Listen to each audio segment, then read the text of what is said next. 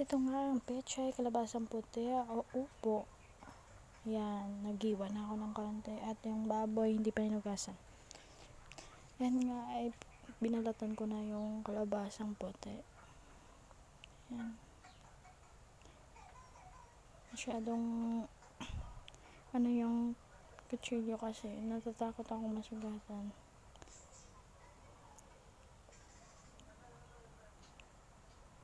Mabilis ang hiwa na pagbalat pala kasi naggutom na rin, char.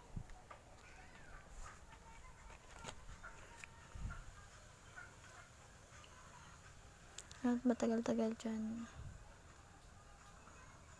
Ayan. Yung pagbalat wala sa ayos. Hayaan nyo na po.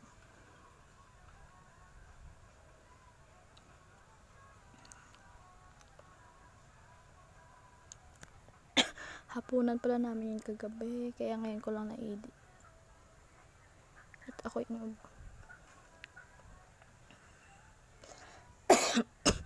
naiwa ko na yung sibuyas. Ayan po. Binabalatan ko pa pala.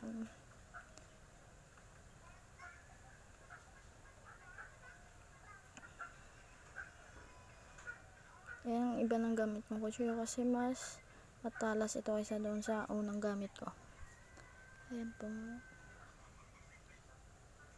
Tapang doon. Ayan, niwa ko na po. Nahihirapan din ako sa paghiwa kasi maliit nga siya. Pero super talas niyan. Ayan. Hindi po tayo chef kaya ganyan. Pasensya na po. Ayan, pinalitan ko na. Sinilit-lit ko lang. Nakadepende naman sa inyo kung ano po ang paghihiwa nyo ng sibuyas kasi ako gusto ko yung maliliit lang. Ayan.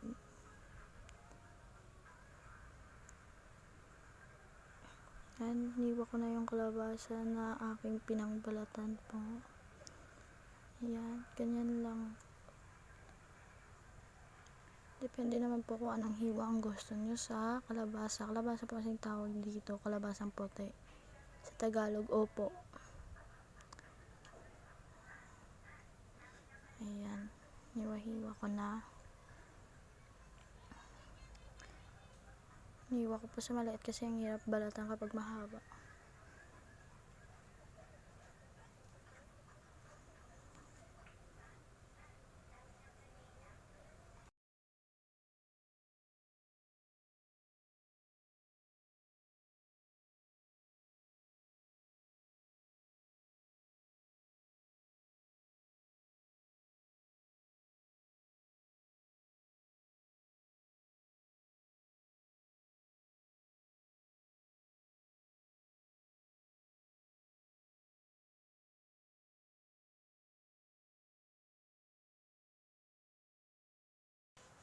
Ayan, nahulog po yung cellphone kaya ito na ang ating kalabasa. Kompletong sahog na po.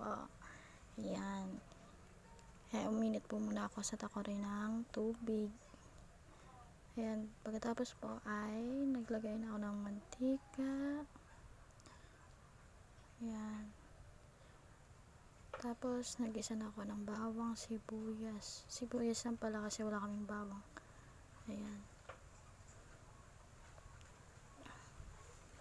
Tapos nung parang pula na siya ay nilagay ko ng baboy. Ayan. Gisa-gisa ko lang po yung baboy. Ayan po. Paapalayan ng baboy.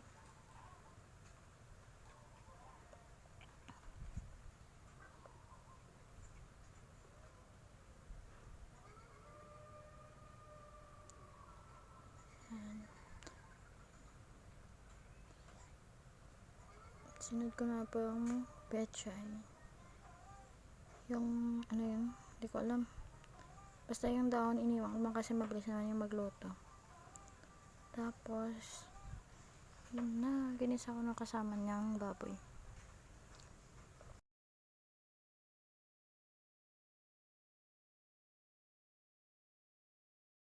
Tapos nilagyan ko na ng tubig. Yun po para malaga pa siya. Tapos Kung okay na yun, nilagay ko na po yung pechay na dahon.